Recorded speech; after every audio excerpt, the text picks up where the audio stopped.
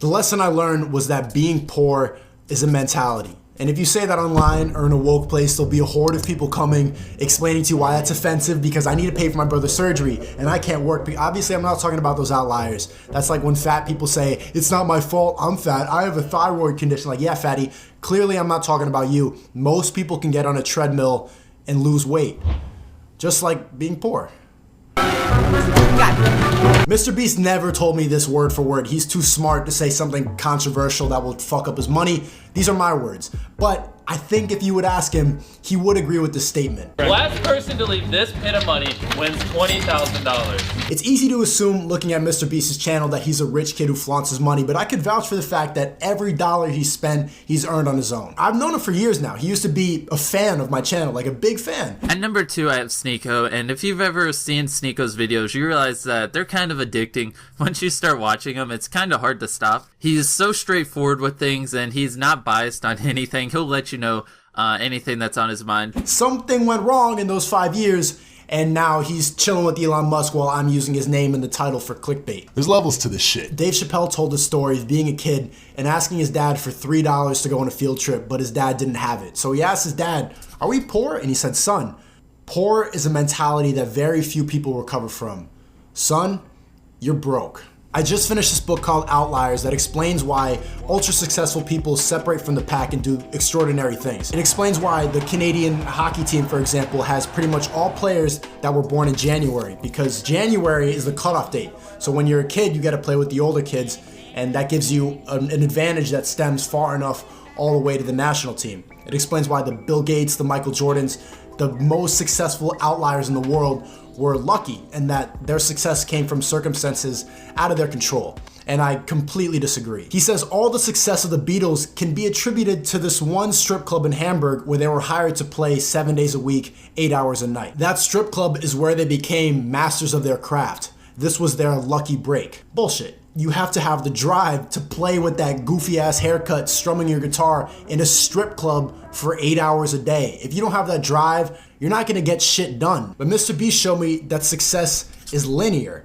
Effort plus research equals a lot of fucking money. But working harder is not the same as working smarter. If you're waking up at 6 every day posting that rise and grind Instagram story, that doesn't mean you're successful. When I started working for MrBeast, I was blown away at how he was making videos. I was used to people just fucking around filming in public.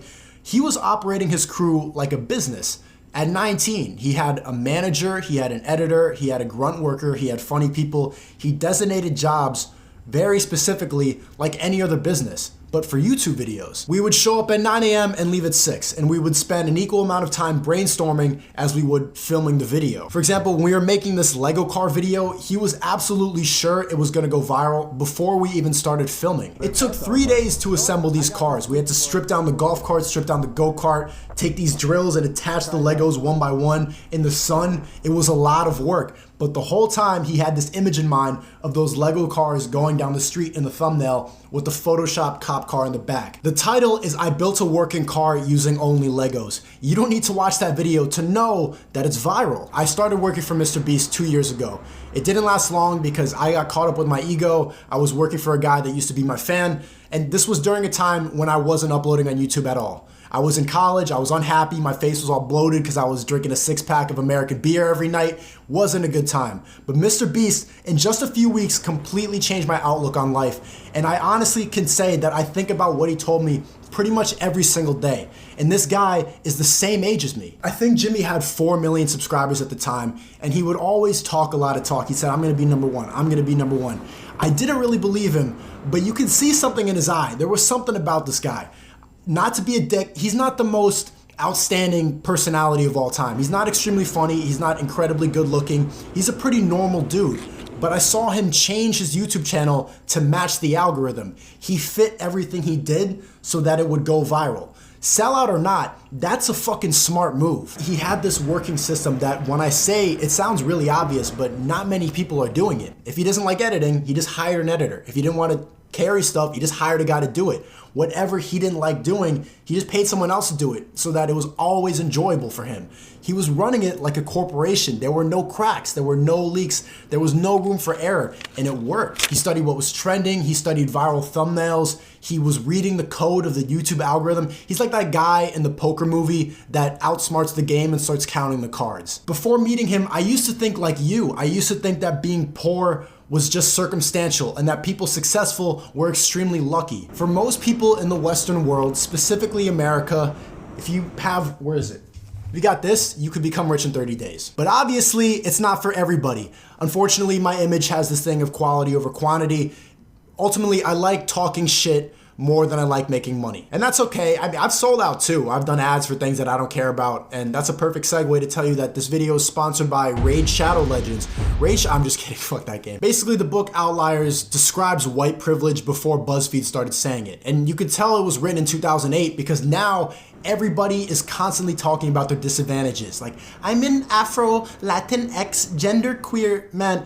We live in this weird oppression Olympics time where everybody wants to prove how disadvantaged they are. And when I was working for Jimmy, I was the same way. I remember telling him about how my ADHD stops me from editing. I overthink my videos. Sometimes I get too lazy. And he just looks at me and goes, oh, just don't do that. Just pay someone to edit. Just don't be lazy.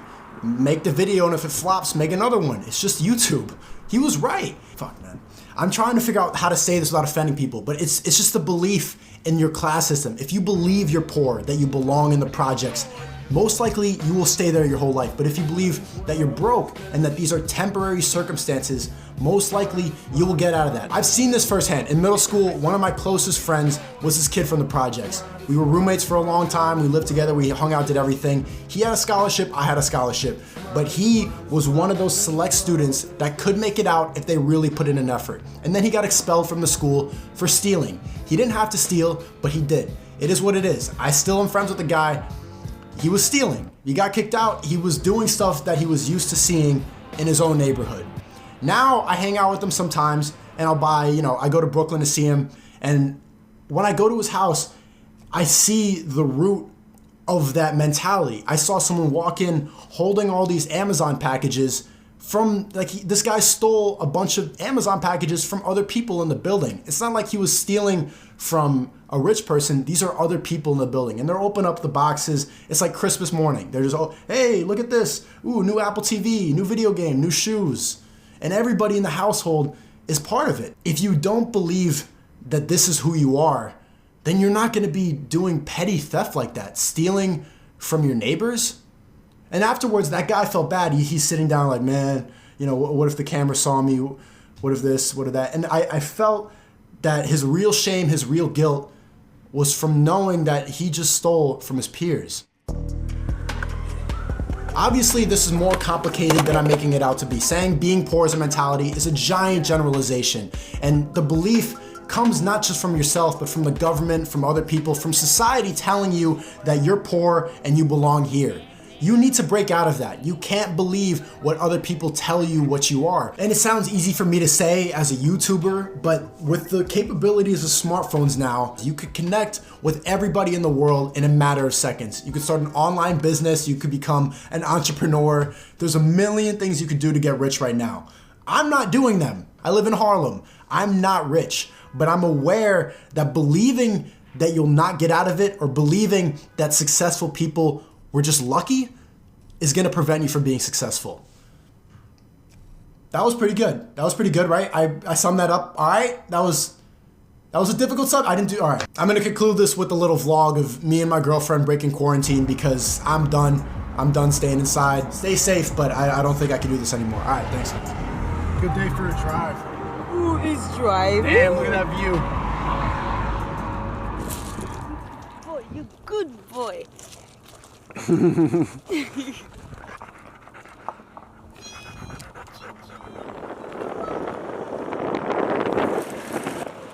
doing great. Oh, come on. I know how to drive, okay? Do you? Yes, I do. Boy. Fuck you, yo. I'm done with this. Ah! Fuck! Oh, chill. I dropped my keys. Yeah. Go.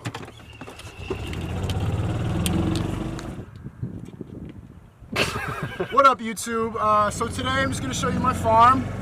We've been tending to this grass for a couple weeks now. We're excited for the crops to come in. Ah! Look how cute they are. They're gonna run away. Look, they start running away. Okay. Oh, I little want to drive Bambi. on them so bad.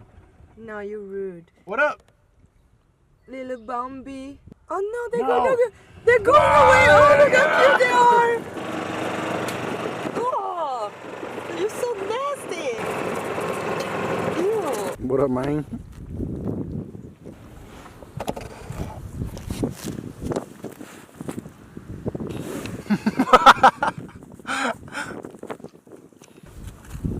You can see his balls. What's up, dude? Okay. I don't know you, but I like you.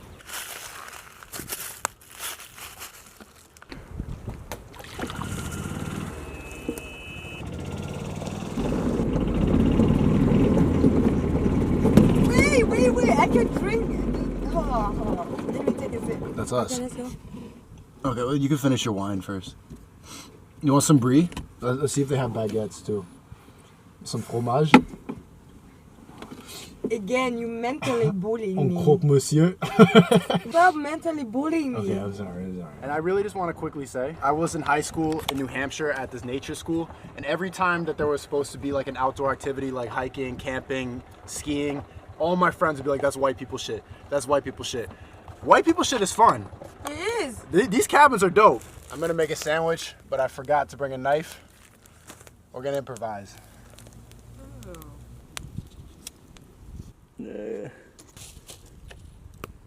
Kinda.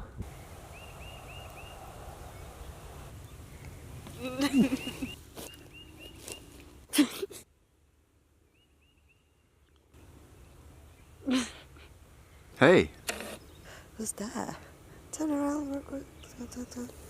Not like that. Stop doing this. I like this lens.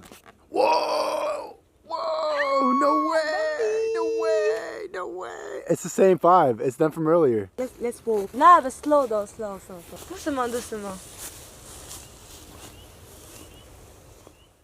They really don't fuck with us.